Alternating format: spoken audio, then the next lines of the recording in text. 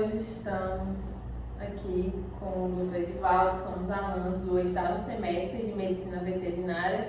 Eu me chamo Andressa Andrade e essa é a Keilane Pires. Dr. Edivaldo, se apresenta, por favor. Meu nome é Edivaldo, eu sou médico veterinário há quase 5 anos, tenho pós-graduação em farmacologia terapêutica, especialização em anestésio pela UFP e estou em processo agora da conclusão da pós-graduação em cardiologia. Trabalho atualmente na área de anestésio, cardiologia e em clínica de emergências aqui pela Clínica. Certo. Dr. Edivaldo, o que trouxe você para a cardiologia? Após a conclusão da anestésio, eu voltei para Barreiras e é uma área que está muito relacionada à anestesia.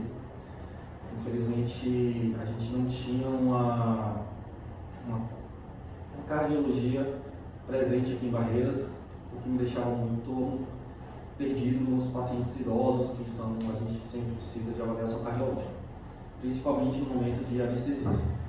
Vendo essa necessidade, toda vez a gente teria que anestesiar, meio que fazendo um protocolo imaginatório sem saber exatamente o que o paciente tinha, sem saber se ele tinha alguma alteração de válvula ou algo cardíaco que pudesse prejudicar durante a anestesia. Vendo essa deficiência que a gente tinha aqui na nossa região, eu vi uma oportunidade de concluir e somar a minha área. Então, acabei indo para a pós-graduação de cardiologia para tentar trazer ainda mais um protocolo mais seguro para os pacientes na parte de anestésia também. E o que exatamente faz um veterinário especializado em cardiologia? Então, normalmente a gente avalia toda a parte cardiológica do coração do paciente, verificando suas alterações. Atualmente, a gente tenta dar uma sobrevida para o paciente. Infelizmente, as cirurgias de válvulas, que são as coisas que têm uma correção mais específicas, ainda não é uma realidade no Brasil. Apesar de existir, não é uma realidade. Então, o órgão no coração, a gente sempre fala que ele não regenera, ele sempre se degenera. Então, quando o paciente tem uma alteração cardiológica, a ideia é que ele vá morrer dessa alteração. Então, a nossa ideia do cardiologista é dar uma sobrevida maior. Então, sabendo dessas alterações, a gente tenta tratar e dar uma qualidade de vida sem que o paciente acabe tendo alterações clínicas, literalmente ficando refém dessa doença. E em que momento eu, como tutora, devo procurar um cardiologista? Então, depende muito de cada situação. O cardiologista, ele é sempre indicado em pré-cirurgias, por exemplo, pré-cirúrgicos. O pessoal tem muito relacionado à idade, mas a gente já consegue ver na realidade em estudos atuais que a idade não tanto interfere. Então, assim, toda pré-cirurgia deveria, em teoria, ter uma avaliação cardiológica. Isso acontece muito em humanos. É o que a gente fala de avaliação de risco cirúrgico. Por padrão, se não for cirurgia, o que é que a gente recomenda? Pacientes que estão idosos, que já começam a ter uma alteração de idade, normalmente pacientes acima de 6 anos, quando a gente considera cães. Os gatos, eles têm uma variação um pouco menor, então assim, a partir de 4, 5 anos já tem uma predisposição. Isso a gente está falando de avaliação de protocolos congênitos, né? Ou adquiridos, são doenças que eles adquirem durante a vida. Os congênitos já vêm antes, então são pacientes que nascem com alterações cardíacas. Então, não há um momento específico, na verdade, assim, tudo vai depender realmente da necessidade de cada paciente, clínica, verificar o que o paciente está precisando naquele momento. E quais são as raças de cães e gatos mais propensas a desenvolver doenças cardíacas? Tá, quando a gente fala em cães, a gente abre um leque muito grande. Comumente, os Cavalier, eles são os cães que têm mais estudos atualmente, então assim, foi mostrado, por exemplo, que eles têm alterações genéticas entre eles, inclusive eles fazem testes aleatórios cardiológicos para que eles que eles possam cruzar e fazer as vedas, no caso de canis. Então, atualmente, o que a gente tem de estudos? Boxers, muito propensos, uma alteração chamada cardiomiopatia dilatada, onde o coração fica bem grande. Então a gente tem shih tzus, hoje são os mais atuais, que a gente tem bastante. Os poodles são o carro-chefe de toda a alteração cardíaca. Os pinches, muito.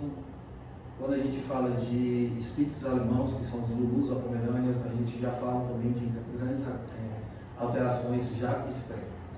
Em gatos, os manicuns estão totalmente na frente. Então, assim, os persas também são bem documentados, a gente fala. Cada alteração dessas cada um tem sua predisposição. Então, por exemplo, os bobs são dilatadas, os poodles a gente já fala da doença mixomatosa da válvula mitral, que é uma degeneração da válvula. Os spitz, eles têm muitas alterações congênitas, então eles nascem com uma pequena alteração, normalmente com os vasos que a gente chama de persistência de ducto arterioso, que é o PDA. Então, assim, as raças mais atuais que a gente atende hoje são essas: os spitz, shih tzus, poodles, os Dachshund também são bem comuns. Então, elas são, de longe, as que mais a gente atende aqui hoje em dia. Você citou que os animais idosos têm que fazer, né, exames, e os jovens?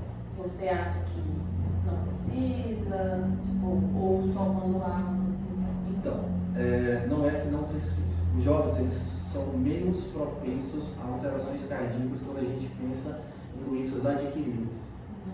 O que é adquiridas? São doenças que levam tempo para a apresentação. Os jovens, eles têm tendências a aparecer congênitos.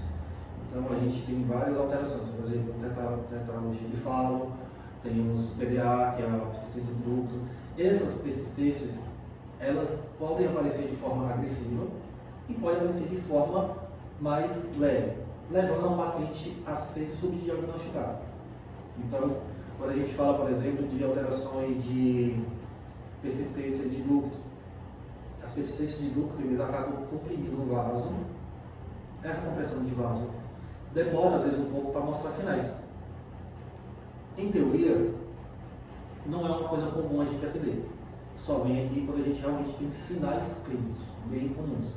Então, sinais de um paciente que começou a ter uma anorexia, um paciente que começou a ter refluxo gástrico, que a gente encontrou. Então, assim, toda avaliação cardiológica nunca vai ser uma perda.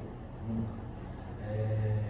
A gente, tendo um parecer, principalmente em raças predispostas, a gente sabe o que esperar. Então, a recomendação para todos os pacientes que têm qualquer sintomatologia clínica, não importa a idade, e que tem uma pequena suspeita, é que faça avaliação cardiológica. Como o tutor pode diferenciar um problema cardíaco de uma simples falta de ar ou até mesmo cansaço? Então, não pode. Não existe essa facilidade de ver. Na verdade, tem estudos mostrando que a respiração e a dispneia é a que é mais fidedigna do que um ecocardiograma, por exemplo.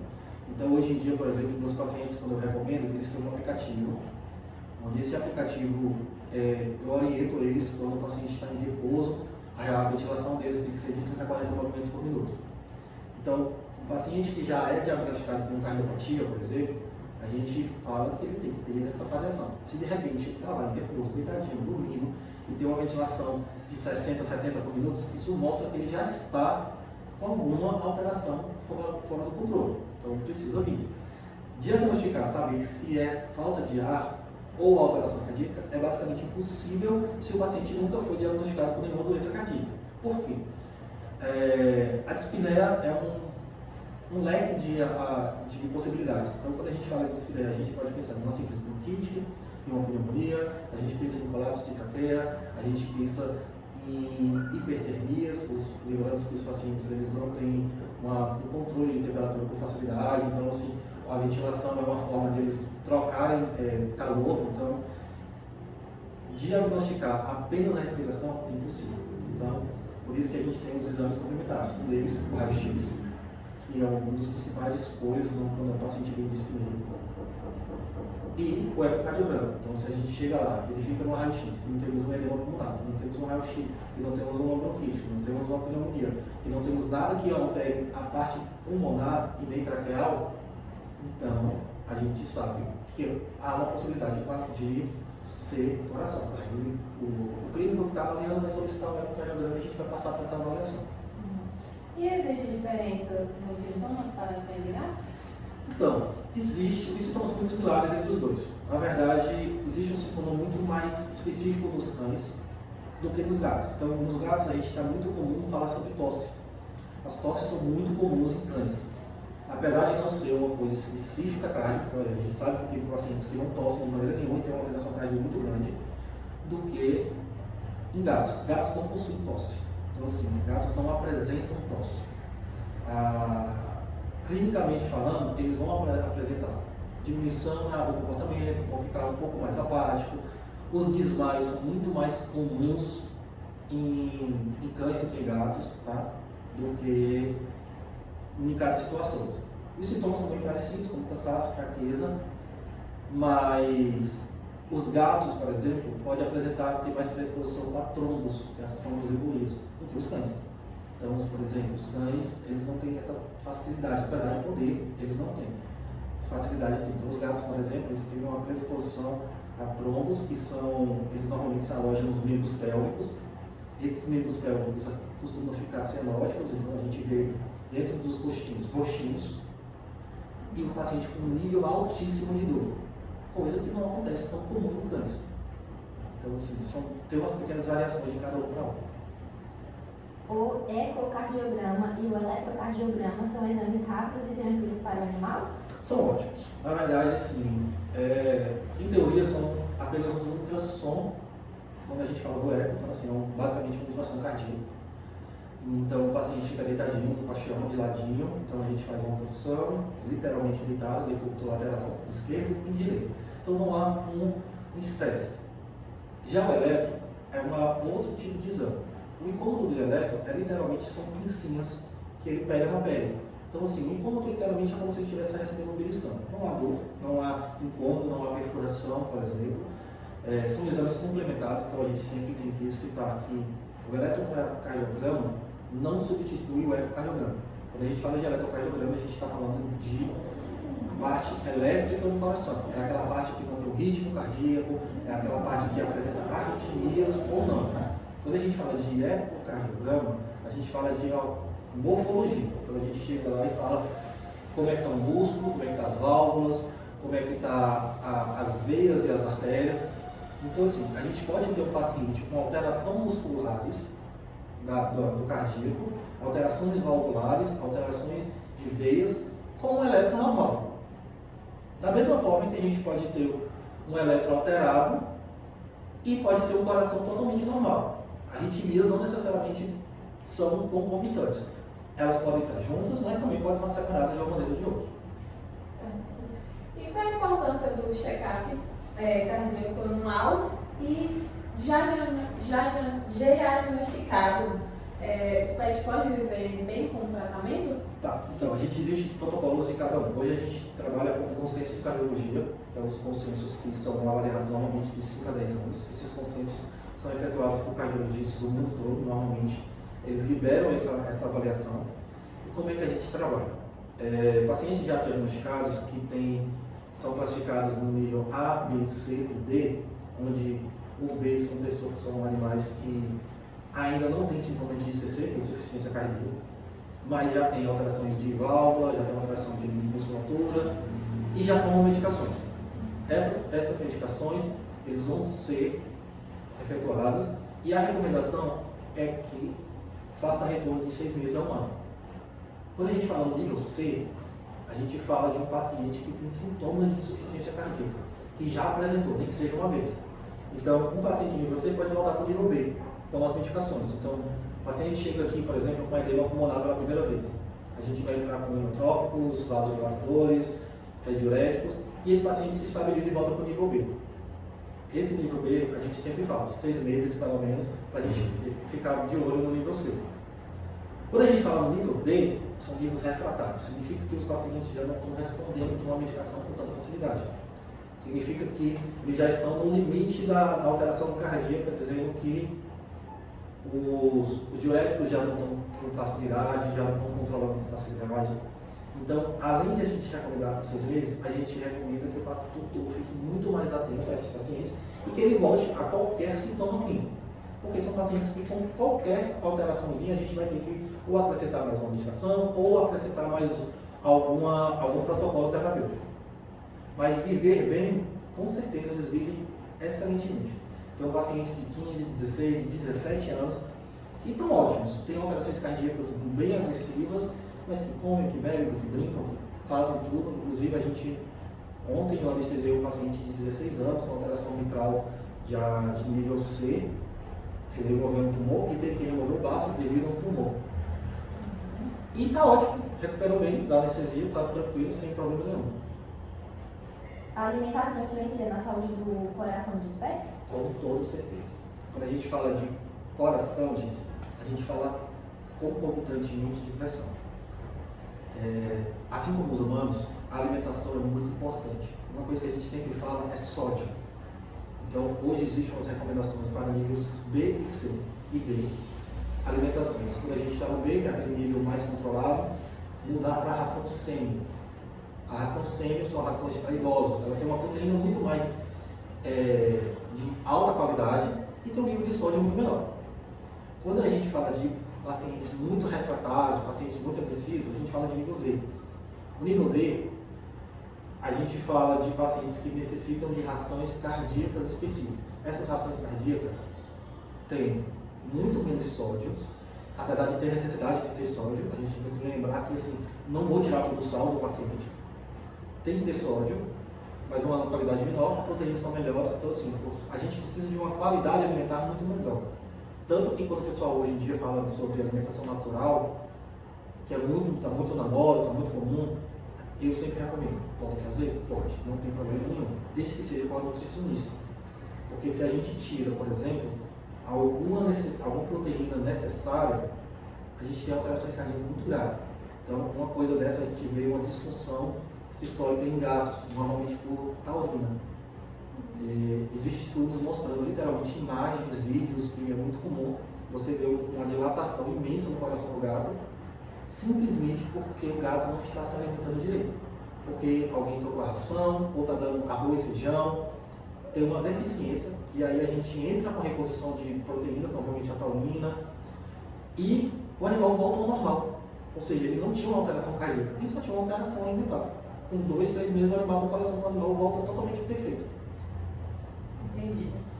E falando, o estresse e a obesidade, eles afetam o coração do pet? Afeta. Então assim, o que é que a gente tem que pensar em um paciente com alteração cardíaca? O paciente com alteração cardíaca, gente, é um paciente que tem uma disfunção ou de levar o oxigênio ou do oxigênio se dissipar e fazer uma oxigenação. O sangue, ele tem normalmente uma regurgitação, que não leva com tanta perfeição aos animais. Então, um paciente idoso é um paciente que tem uma carga muscular, um peso muito maior, o que necessita de um trabalho cardíaco muito maior para levar sangue para todos os órgãos e tudo.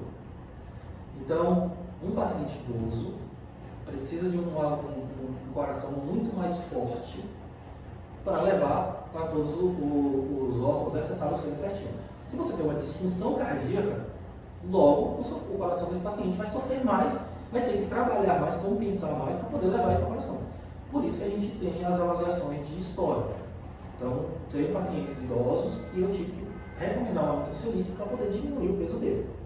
Quando a gente fala de estresse, é muito comum eu atender pacientes em emergência, por exemplo, no momento de estresse. Então, o que a gente vê os tutores falando?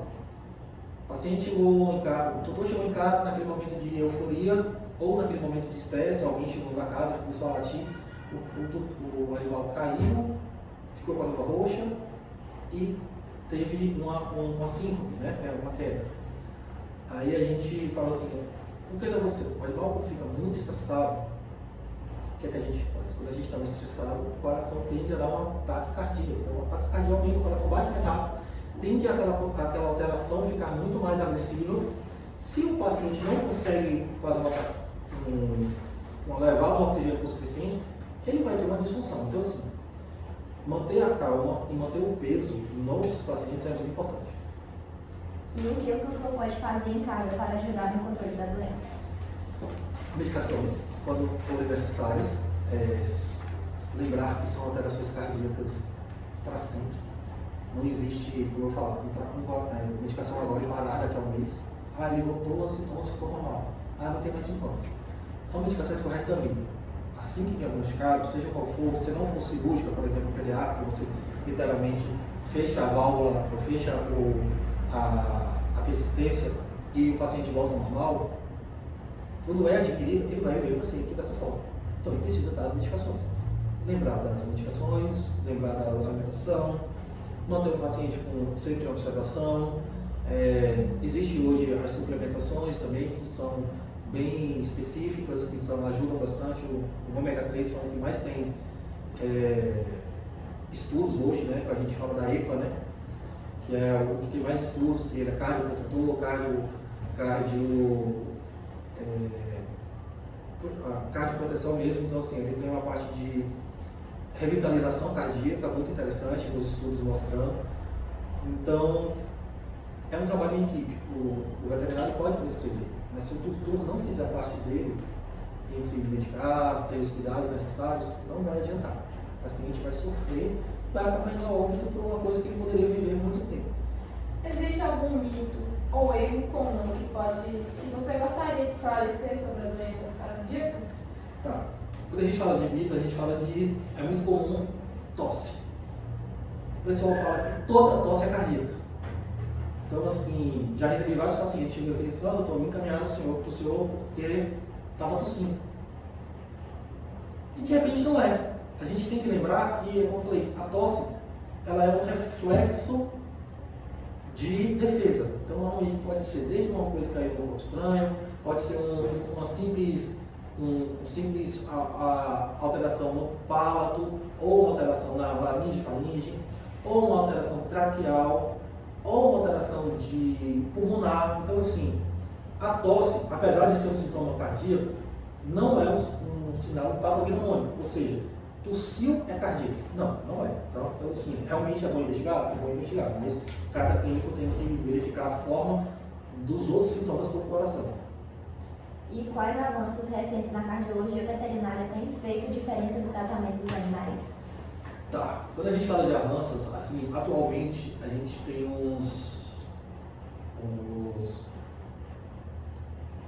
as pessoas que são referências no Brasil, né? A gente fala do Guido Ferri, que é o cardiologista mais apresentável de presente, né? Então, assim, hoje a gente vê as válvulopatia corrigidas pela cateterização, coisas que não existiam assim, com facilidade. Então, ele é uma das pessoas que mais faz aqui no Brasil. Então, por exemplo, persistência, alteração de válvula, ele literalmente faz apenas a cateterização pela veia jugular, leva até o coração e eles conseguem corrigir por uma cateterização. Da mesma forma que o fechamento do PDA, como eu comentei. Ele é uma veia que não deveria estar ali, ele causa refluxo. Então, essa veia deveria ser fechada. As cirurgias antigamente eram peito aberto, então ele deveria abrir o coração e fechar essa veia. Hoje ele faz com a cateterização. Em termos medicamentosos, então a gente fala o atual mesmo, o nosso querido, é o pimobenano. Antigamente a gente usava uma fármaco chamado dicloxamina, que é um fármaco bem atual que funcionava de maneira que até hoje pode ser utilizado, só que ele tinha um nível de intoxicação muito grande. Então ele funcionava na parte cardíaca, mas podia dar uma pequena alteração, às vezes o tutor dá uma comprimida mais, uma comprimida menos, se alterar e dar alterações cardíacas por intoxicação. Então, o pimipidol vem como uma chave mestra mesmo para a gente. Então, depois dele, os nossos controles cardíacos veio como uma coisa mais maravilhosa do mundo. As cirurgias ainda tem vai demorar um pouco para se tornar uma coisa normal para a gente, né? Tanto as trocas de válvulas como os fechamentos de ductos, mas já é uma realidade. Então, a gente consegue saber que existe essa possibilidade. Então, quando a gente tem aqui, a gente pode indicar. Mas é uma situação ainda que veio para mudar. Então a gente espera que nos próximos 5 a 10 anos a gente tenha uma persistência dessas facilidades para todo mundo. E para encerrar a nossa entrevista, pode deixar uma mensagem para os tutores sobre a importância de cuidar do coração. Tá, gente, então, os corações ele é um órgão depois do cérebro, o mais importante que a gente consegue falar. Então, a gente fala de fígado, rim, fígado e coração. O coração do pet ele é um carro-chefe de todo o paciente. O controle, principalmente anterior a qualquer alteração clínica, é o ideal. Então, não esperar o paciente apresentar um sintoma clínico para vir buscar o paciente, ou vir buscar o veterinário. Por quê? Existem pacientes e pacientes que demoram muito para chegar para mostrar sinal, e quando chegam para mostrar o sinal já não dá mais tempo de fazer nada. Então, o diagnóstico precoce sempre vai ser a escolha para a qualidade de vida real. Então, procure um veterinário, procure um cardiologista, não deixe de fazer a avaliação periódica. O paciente entrou numa faixa necessária onde o veterinário solicitou ou não, é um direito de vocês procurar um veterinário, mesmo sem encaminhamento, para fazer uma avaliação cardíaca, como qualquer outro procedimento. Então, cuidar dos pacientes é de vital importância nesse momento. É isso, obrigada, Dr. Divaldo.